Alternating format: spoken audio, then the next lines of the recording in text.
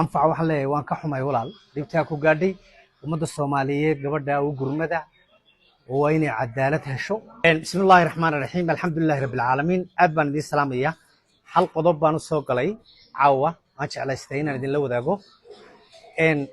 arrin aad ii argagax gelisaan ku arkay baraha bulshada waxaan imika inagu soo batay aad bay u foolxun yihiin kufsigii wuu soo batay gabdhihii aad ba loo dhibaateynaya waxaan idinka codsanayaa bulshada Soomaaliyeed meel kasta joogtaan inanta anfac la yiraahdo ee dhibta badan loo geystay waxa la yaab ah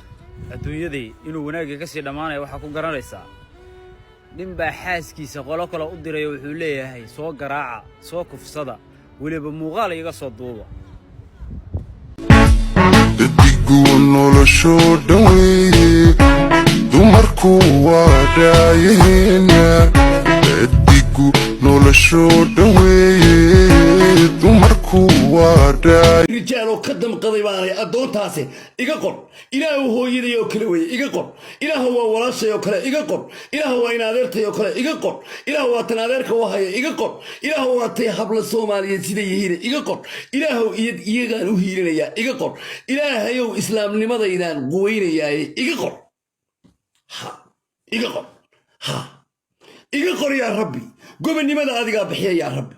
adiga ayaa casaawo jiro dunida iskala yaa rabbi Wallahi, I've had enough. This dunya is finished. Our Somali sister's just been essayed. She was raped, abused by her ex-husband. The holy month of Ramadan, fear Allah. He caught her husband and TikToker cheating on her. And all she also was a divorce. And what did he do? He hired 6 men to kidnap her. They essayed her, they raped her. He abused her, they shaved her head off. Tortured our sister. Her sister needs our help. We must get her.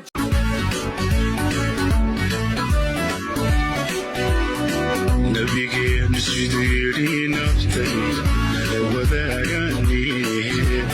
magayaan itaqiyo xumaan nooc kastoy tahay usheegna faynayo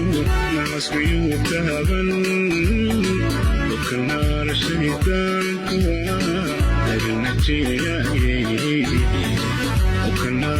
war maxaa arkay aniga indhahayga maxaan ku arkay caawo war waxaan rumiyaa misriyo waay maxay tahay gabadhan sida loo galay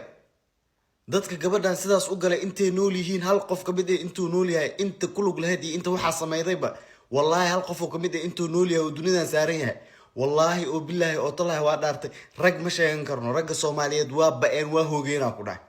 wallahi oo billahi oo tallahi gabadhan inta sidaas yeeshay anagana la midaan qofkii ka aamuso gabadhan oo xaqeedu u dhicin waaya ku dhahay dadka sidaas yeelayna oo nafta dhaafin waaya ku dhahay ilaa ay dadkaas ay ka dhintaan wallahi billahi rag ma sheegan karnaa ku dhahay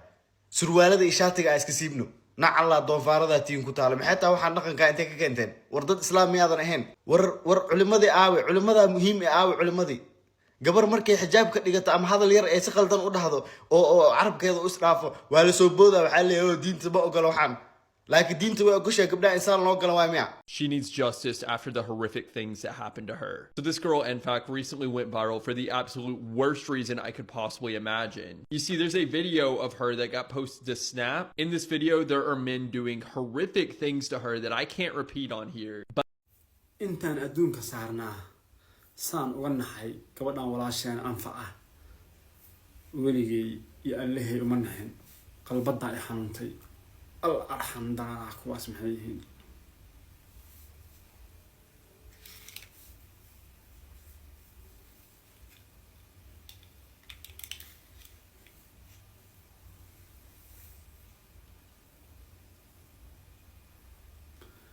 gabadhan walaasheen ah waxay u baahan tahay cadaalad Soomaaliyay gabadhan walaasheena dadka Kenya jooga Nairobi Soomaali sana hadda ku soo socoto damiirka waa ka dhimanaya ilaa hadda way yiriin dadka arkay anfac garab taagan anfac ba ilaahay ku bogdayo qofka sameeyay calaamad Allah ka ifiyo waa ka ifisay ilaahay ku soo dejiyo wallahi aad ayaan uga xumaaday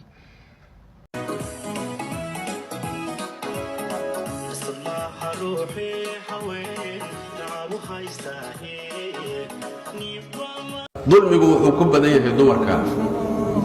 laana way tabar yar yihiin waa ducafo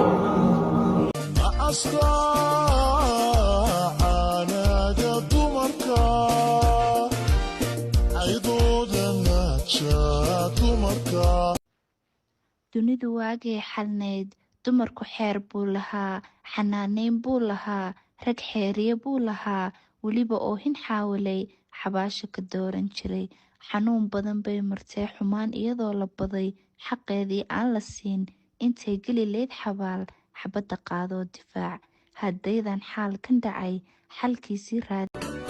سماها روحي حوين نعبو خايستاهي